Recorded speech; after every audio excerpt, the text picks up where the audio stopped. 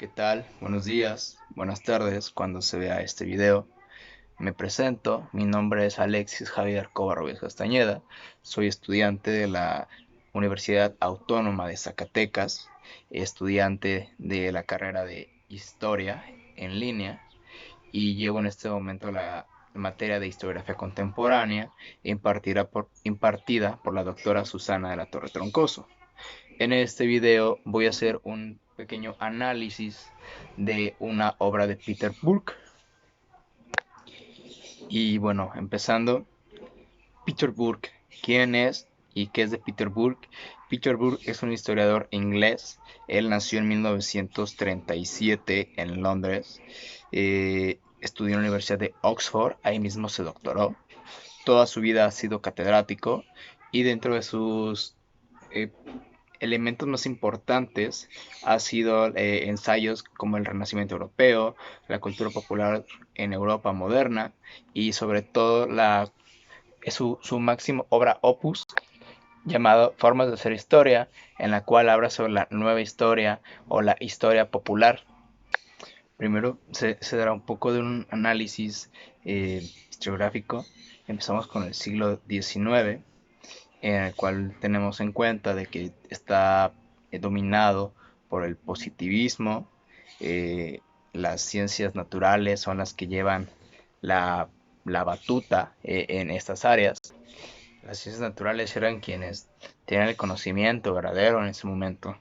Y dentro de las otras áreas de investigación, las demás materias, las demás carreras estaban buscando algo parecido, estaban buscando cómo obtener algunos métodos, cómo obtener alguna manera de poder progresar su conocimiento y hacerlo llevar como esta era del positivismo. Y ya entrando el siglo XX, la misma historia empieza a fragmentarse, a dividirse y tener en cuenta de que está buscando llegar a un punto entre una historia pequeña y una historia grande sobre algunos temas. Y la comparativa entre el siglo XIX y el siglo XX en la cuestión de ser la historia o de cómo se va llegando es lo que en el capítulo de Burke hace gran énfasis y lo comprenderemos ahorita. Y empezamos primero con una frase muy marcada, ¿no? Porque el tema o el paradigma tradicional del siglo XX, lo que empieza a decir Javier Burke, esta frase que dice, la historia es la política del pasado y el pasado es la política del presente. ¿Qué nos puede decir un poco de esto? Dice que anteriormente la historia nada más se especializaba, tenía puros énfasis en cuestiones políticas, en el cual sobre momentos, situaciones políticas, de ahí partía lo que iba a ser el rumbo de la historia y ya no se preocupaba por nada más. Y aparte del género político, pues se tiene también nada más el poder que tiene también la religión o la iglesia como tal. Entonces, se tiene esta idea de estudio, como vengo diciendo, que nada más desde estos dos puntos o de personas importantes, de gente de poder, sobre de ellos empieza a desplazar nada más la historia y eso pues afecta a comunidades ya sea micro o macro, pero nada más dependiendo nada más sobre de ellos, de una cuestión de abajo, de arriba hacia abajo. Y en lo que viene siendo la nueva historia como tal, que viene siendo ya algunas de las teorías de Burke, es de que es la historia total, ¿no? De que todo, dice todo lo que tiene un pasado, todo tiene una historia y todo viene siendo relevante. Entonces, anteriormente no se tenía estudiado o no se tenían los temas, como comenta el texto, como la historia de la niñez, de la muerte, de la locura, historia de género, y todo eso va progresando posteriormente y se va implementando y se va dando la idea de que se tiene que hacer. Ya posteriormente, también Burke hace mucho énfasis en la redacción, de cómo se llevaban, se contaban, se transmitían estos hechos. Y tenemos la diferencia de, de un pasado en el cual la narración era por acontecimientos, eh, por situaciones como eh, pueden ser nada más retazos de datos y cuantos más retazos se tenían, más hechos anotados, más complejo era el análisis de ese momento. Para Burke esto no es, y dentro de el siglo XX, ya no es redituable y él empieza a optar por lo que viene siendo el análisis de estructuras. Cabe decir algo muy muy importante, que el hecho como tal mm, mm, se desplaza de la importancia, mientras en la historia tradicional sí era lo muy importante nada más y con estos ciertas ramas, como he comentado, de política o de religión, el hecho nada más partía de ahí. Sin en cambio acá el hecho se desglosa a partir de estructuras y de varias cosas. Vamos a dar un ejemplo que estuve indagando junto con videos y algunas lecturas, eh, tomando a ejemplo a Fernand Braudel, en el cual en su obra llamada El texto del Mediterráneo, en el cual él abarca esta cuestión de la estructura. Viene una historia con acontecimientos, hace énfasis en una estructura social, una estructura económica, pero también aborda mucho en la cuestión geográfica, en lo que posteriormente vendrá siendo la geohistoria. Otro punto que toca Burke, perdón, es el enfoque que se da. Mientras en la historia tradicional se da una cuestión piramidal de arriba, donde se centra sobre los grandes hombres, las grandes hazañas. En la nueva historia es desde la base hacia arriba, que es la gente, digámosle, gente común, gente corriente, y también la discusión de las mentalidades, ya no basándose nada más en el hecho, sino también sobre qué hay detrás o qué es lo que presidió para que pasara eso. Un ejemplo que también se da por ahí es como el de la historia de la religión o historia de la iglesia. Si, si en una investigación o y una observación, si nada más se toma en cuenta desde la comodidad de las santas sedes, la historia es muy diferente a si se empieza a indagar con la gente que hace la iglesia como tal, ¿no? A los feligreses, cómo es la gente desde abajo, cómo la ve. El ámbito crece bastante, se enriquece más, pero sí es una historia muy, muy diferente y tal vez el punto que se quiera llegar también lo sea. Y ya en otro punto también tomado por en el texto, eh, es el de las fuentes de información. En esta se da que las fuentes tradicionales eran nada más los documentos escritos y de carácter oficial, e inclusive muchas veces con carácter eclesiástico, más que nada, en el cual las traducciones o transcripciones de algún texto del siglo XVII, XVIII, para un historiador las pasaba completamente igual y esa era su validez. Sin embargo, ya en el nuevo punto que propone una cuestión de fuentes más alternativas, ya en este se incluyen testimonios orales, fuentes visuales, fotografías, pinturas y otro tipo de escritos que no tendrían que ser como tal con una índole oficial en ese momento. Y ya en otro punto que toca Peter, es el punto número 5 que vienen siendo las diferencias y las casualidades.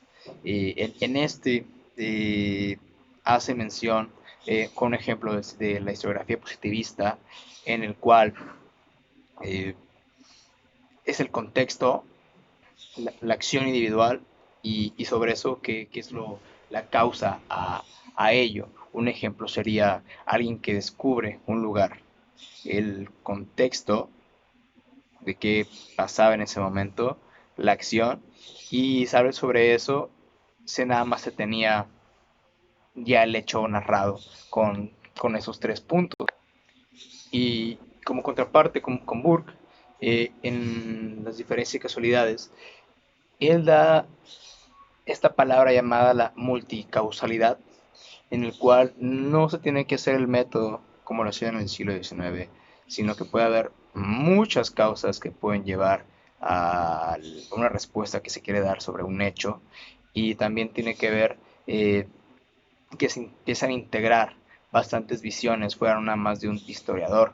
Eh, ya vienen siendo sociólogos, biólogos, dan su punto de vista y dan sus conclusiones, y se empieza a enriquecer este mismo hecho. Y esta en parte un poco lo que hablamos lo que hablamos en el punto 3 sobre las estructuras, de cómo Braudel mmm, en su texto, a pesar de que no tenía cierta narrativa tal cual, y que era mucho de pequeños como fragmentos, se enfocaba bastante en el texto, y cuando lo leí, a cómo él lo empieza a describir, uno se empieza a imaginar cómo empieza a escribir ciertos parajes, praderas, cuestiones con esta arquitectura medieval, y es muy interesante. En cambio, aquí ya las casualidades que se dan es de que es un nuevo enfoque y te puede abrir para muchas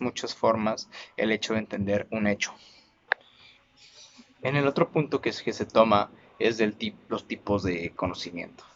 En la cuestión tradicional o positivista se buscaba un método científico en el cual era la objetividad, y esa objetividad era tal cual se puede definir, por ahí decir una frase del texto, los hechos como realmente ocurrieron, y lo comentaba un historiador del siglo XIX, von Rankel. Era el historiador del siglo XIX, en el cual él suscitaba bastante esto, ¿no? Demostrar y transmitir los hechos como realmente pasaron, pero hasta ahí. Él simplemente negaba la entrada de otras fuentes que tuvieran la misma incursión en los hechos, pero solamente él se basaba con eso. Pasó por esto y listo. Y por parte de Burke, en lo que hizo ya la nueva historia, en el punto de los tipos de conocimiento, él, él propone de que son conocimientos fragmentados, divididos, y a la vez eso puede ser muy subjetivo. ¿Por qué? Porque sí toma mucho cuenta el contexto histórico, el contexto de las mentalidades, e inclusive mismo el contexto y la misma visión del historiador que está investigando sobre esos temas, ya que por parte del historiador como tal es como se va a dar a conocer eh, estas investigaciones, estos sucesos históricos, y todo eso tiene que ver, es la relevancia de las fuentes obtenidas, la relevancia del mismo historiador, qué visión y qué postura tenga. Eso va a afectar bastante, tanto como en bueno y malo, en pro a relatar un hecho y sacar conclusiones. Pero eso es la diferencia en que se vuelve inclusive se vuelve muy amplia a la comparativa de una historia positivista, en el cual nada más se regía por unos dos, tres pasos, y era muy cerrada. Simplemente se especificaba el hecho y ya no se tenía que ver más. Ya sobre esto, la misma nueva historia prevé y ve sus puntos no como problemas, sino puntos importantes a tomar, y sobre eso a resolver. Sobre, primero, qué es la definición de qué es todo esto, ya que va a ser tan amplia, y aquí ya nomás son hechos tal cuales como lo planteaba el siglo XIX.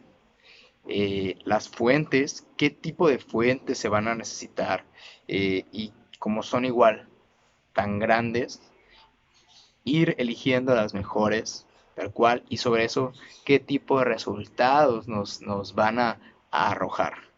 Y por último, viene siendo la explicación, en el cual cómo se va a orientar hacia las personas, con los interesados con este conocimiento, y cómo uno como investigador, cómo uno como historiador puede concluir estos hechos, o cómo se pueden expander aún más. Y anexando un poco más a lo que había comentado, o sea, la nueva historia en sí va a traer estos eh, tres, cuatro problemas en el cual la historia se va metiendo a territorios mm, tan grandes, tan grandes y desconocidos a la vez, que va a empezar a arrojar una mm, multidisciplinaridad eh, de encontrar puentes y demás. Y ahí el problema que también arroja después es de cómo llevar una metodología para poder sobre esto usar el mejor eh, proyecto que viene siendo la nueva historia. Las nuevas gamas posibles que son fotografías, estadísticas, explicaciones, eh, que hasta qué punto y cómo es el nuevo orden de llevar toda esta información. Eh, Al final, ya como conclusión, creo que la nueva historia, la historia total que empieza a explicar el historiador Peter Burke, a mi razón personal, todavía me queda bastante por comprender, bastante por leer y por analizar. Sin embargo, me queda una gran semilla de inquietud respecto a todo lo que se puede hacer. Creo yo que puedo llegar bastante interesante con algún tema apasionado y siguiendo sus puntos de alguna manera y comparativas entre ambos tipos de hacer historia, se puede llegar a hacer algo importante en trabajos. Fuera de esto, quiero pedir una disculpa, ya que por cuestiones pues laborales he estado en lugares donde realmente estoy apartado un poco de la señal telefónica, no tengo internet y hasta apenas que llego a bajar un poco a la ciudad, pues bueno, es como pude subir esto. Eh, Sé que por ahí voy a mandar algún tipo de correíto o algo así, espero maestra.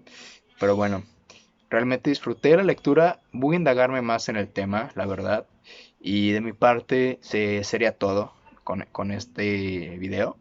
Y bueno, disfruté bastante la lectura y disfruté bastante la materia. Esperamos vernos pronto y hasta luego. Muchas gracias.